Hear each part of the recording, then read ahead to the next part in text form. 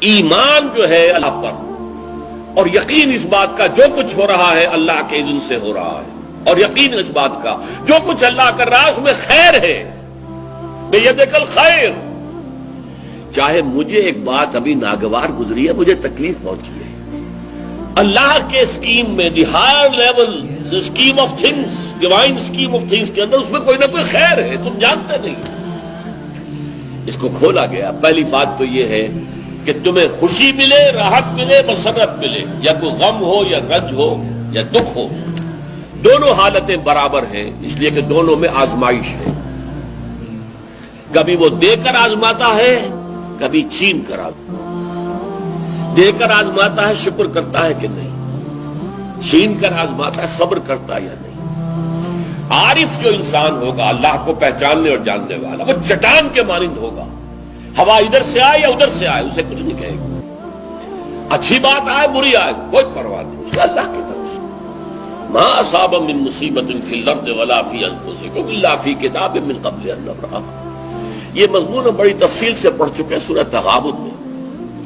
وہاں فرمایا تھا دوسرے رکوع کی پہلی آیت، ما اصاب من مصیبت الا باذن اللہ، کوئی مصیبت، کوئی تکلیف، کوئی پڑھنے والی نہیں پڑتی مگر اللہ کے اذن سے۔ ما اصاب من مصیبت الا باذن اللہ ومن یؤمن باللہ یہدی قلبہ، اور جو اللہ پر ایمان رکھتا ہو اللہ اس کے دل کو ہدایت دے دیتا ہے۔ ہدایت چٹان کہ ادھر کی ہوا آئے یا ادھر کی آئے اس میں کوئی جنبش نہیں ہوگی۔ جتنا انسان دیکھیے، ایک ہوتا ہے فوری طور پر ایک ریفلیکس ایکشن کی حد تک متاثر ہو جانا، یہ تو ہوگا۔ آپ کا ہاتھ جہاں رکھا ہوا تھا کسی چیز نے کاٹا، آپ کا ہاتھ فوراً جو ہے اٹھ کے آ جائے گا، اس میں آپ کے ارادے کو کوئی دخل نہیں ہے، یہ ریفلیکس ایکشن ہے، آپ کی سوچ کو، آپ کے ارادے کو کوئی دخل نہیں۔ تو کسی خیر سے عارضی سا فوری سے مسرت ہو جانا، اور کسی تکلیف سے عارضی سی فوری سی کوئی اس کا تاثر ہو جائے، یہ خلاف ایمان نہیں۔ لیکن اگر یہ پینڈولم زیادہ حرکت کر رہا ہے، خوشی میں زیادہ ادھر چلا گیا، غمی میں زیادہ ادھر چلا گیا، تو جتنا اس پینڈولم کی رینج ہے اتنی ہی آپ خدا سے دور۔ اصل تو وہ چٹان ہوگی کہ جو بالکل متاثر، لیکن یہ کہ فوری سا تاثر یہ قابل معافی ہے، لیکن یہ زیادہ ادھر سے ادھر، ادھر سے ادھر، خوشی ہو گئی تو اترا رہے ہیں، پھولے نہیں سما رہے، پاؤں زمین پر نہیں پڑ رہے، اور اگر غم آ گیا ہے تو بالکل مایوس ہو کر بیٹھ گئے ہیں جھاگ کی طرح، کمر ہمت ٹوٹ گئی ہے، واویلا ہے، شیون ہے، فریاد ہے، ہاں اے فلک پیر جواں تھا ابھی عارف، کیا تیرا بگڑتا جو نہ مرتا کوئی دن اور، یہ فلک ناہنجار، یہ فلک کج رفتار، اس نے ہم پہ کیا کر دیا۔ یہ ساری باتیں جو ہے یہ اللہ سے محجوب ہونے کی علامت ہے۔ اب اس میں بھی درجے ہیں کئی۔ دیکھیے پہلی بات یہ ہے کہ خوشی والی بات ہو، غم والی بات ہو، دونوں برابر ہیں، کیونکہ یہ بھی آزمائش، وہ بھی آزمائش۔ یہ بات سورۃ الفجر میں کہی گئی بہت خوبصورت انداز میں۔ اللہ تعالیٰ نے انسان کی تھڑ دلے پن کی شکایت کرتے ہوئے، شکوہ کرتے ہوئے، فَأَمَّا الْإِنسَانُ إِذَا مَا ابْتَلَاهُ رَبُّهُ فَأَكْرَمَهُ وَنَعَمَهُ فَيَقُولُ رَبِّي أَكْرَمَنِ۔ اس انسان کا حال عجیب ہے جب اس کا رب اسے آزماتا ہے اور عزت دیتا ہے، نعمتیں دیتا ہے، تو کہتا ہے میرے رب نے مجھے بڑی عزت دے دی۔ وَأَمَّا إِذَا مَا ابْتَلَاهُ فَقَدَرَ عَلَيْهِ رِزْقَهُ، اور جب اللہ آزماتا ہے اسے اور اس کی روزی تنگ کر دیتا ہے، فَيَقُولُ رَبِّي أَهَانَنِ، یہ کہتا ہے رب نے مجھے ذلیل کر دیا۔ کلا، ہرگز نہیں۔ اب یہاں دیکھیے، سوچئے اس نے کیا غلط بات کہی۔ عزت دی تو اللہ نے دی، اور ذلت آئی تو اللہ کی طرف منسوب کر رہا۔ اس نے کسی بت، کسی دیوی، کسی دیوتا کا ذکر تو نہیں کیا نا، وہ مشرک تو نہیں ہے، پھر کیوں اس میں تنقید کیوں ہو رہی ہے؟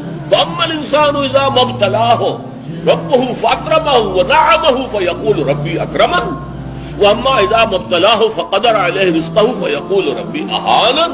کلا، کیا مطلب؟ یہ دونوں ابتلاءات ہیں، وہ بھی ابتلا ہے، یہ بھی ابتلا ہے، وہ چھین کر بھی آزما رہا ہے، دے کر بھی آزما رہا ہے، یہ تو آزمائش ہے، دونوں برابر ہیں۔ لیکن اس سے اگلا مرحلہ اور ہے۔ عام طور پر ہم یہ سمجھتے ہیں کہ تکلیف والی آزمائش سخت ہے اور خوشی اور مسرت اور نعمتوں والی آزمائش جو ہے یہ ہلکی آزمائش ہے، آسان ہے۔ معاملہ اس کے برعکس ہے۔ تکلیف میں ہوں گے اللہ کو یاد کریں گے، پکاریں گے، دعائیں کریں گے، اور اگر نعمتیں ہوں گی غافل ہو جائیں گے، بھول جائیں گے۔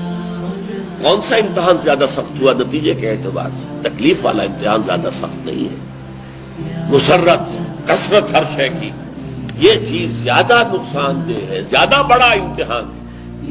اسی لیے خلق قرآن کے مسئلے پر جب وہ مار ماری گئی تھی امام احمد بن حنبل رحمۃ اللہ علیہ کو، کہ جس کے بارے میں کہا جاتا ہے کہ اگر وہ مار کسی ہاتھی کو ماری جاتی تو وہ بھی چیخ اٹھتی، اس وقت ان کی آنکھوں میں کبھی آنسو نہیں آئے۔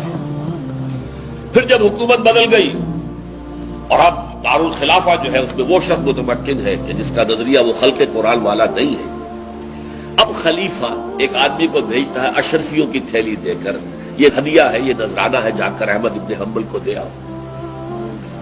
جب اس نے آ کے پیش کیا، رو پڑے، اے اللہ میں اس آزمائش کے قابل نہیں ہوں، یہ آزمائش سخت ہے۔ کہیں سے انعام پا کر حکومت سے پھر حق پر قائم رہنا مشکل ہو جائے۔ یہ ہے وہ صورتحال۔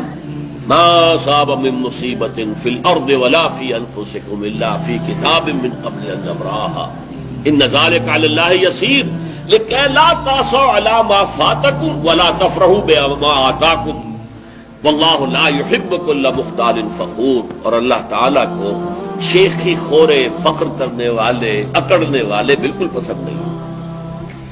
الذین یبخلون ویامرون الناس بالبخل، جو اس حجاب میں آ جاتے ہیں وہ بخل کریں گے۔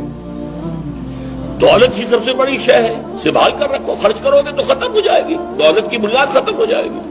اپنی تجوریوں کو بھر کر رکھو، خالی نہ کرو۔ اور جو شخص خود بخل کرتا ہے وہ دوسروں کو بھی بخل کا مشورہ دیتا ہے تاکہ اس کے اپنی بخیلی پر بھی پردہ پڑا رہے۔ بھائی کیا کر رہے ہو تم نے؟ دونوں ہاتھ کھلے چھوڑ دیے ہیں، تمہیں کوئی فکر نہیں ہے، تمہاری اولاد ہے، اس کے ضرورت تقاضے ہوں گے، تمہاری بچیاں ہیں، ان کے ہاتھ گیلے کرنے ہوں گے، کیا تم نے سوچا ہوا ہے؟ وہ مشورہ بھی بخل کا دیں گے تاکہ ان کے اپنے بخل کے اوپر بھی پردہ پڑا رہے۔